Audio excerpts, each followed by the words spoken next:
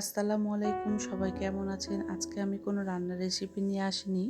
আজকে আপনাদেরকে করে দেখাবো ক্রিম কেক বানাতে গেলে যে ক্রিমটা আমরা তৈরি করি সেটা খুব সহজ উপায়ে কিভাবে ফোমি করা যায় এবং পানি বের না হয় সেটাই আপনাদেরকে দেখাবো। এজন্য এখানে আমি ভিভো হুইপ ক্রিম নিয়েছি 1 কাপ।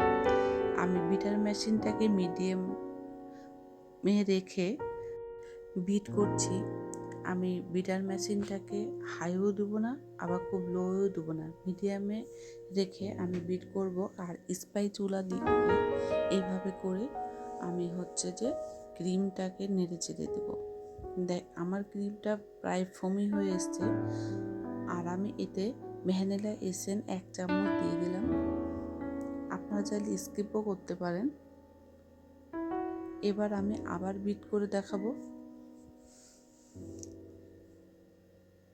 আর আমি দিয়ে দেবো আইসিং সুগার। আপনারা চাইলে আইসিং সুগারটা স্কিপ করতে পারেন। আপনার ক্রিমটা যে পারফেক্ট হয়েছে এজন্য আপনি গামলাটা উবুর করে দেখতে পারেন। এতে দেখবেন ক্রিমটা নিচের দিকে পড়বে না এবং ফ্লাফি হয়ে আছে। এভাবে ক্রিম তৈরি করলে ক্রিম থেকে পানি ছাড়বে না। আমি ফুড কালার দিয়ে অন্য একটা কালার করে নিয়েছি। আপনারা যে কোনো কালার করতে পারেন। আপনারাও খুব সহজে এভাবে করে ক্রিম তৈরি করতে পারেন। আমি আপনাদেরকে একটা কেকে ক্রিমগুলো তৈরি করে দেখালাম।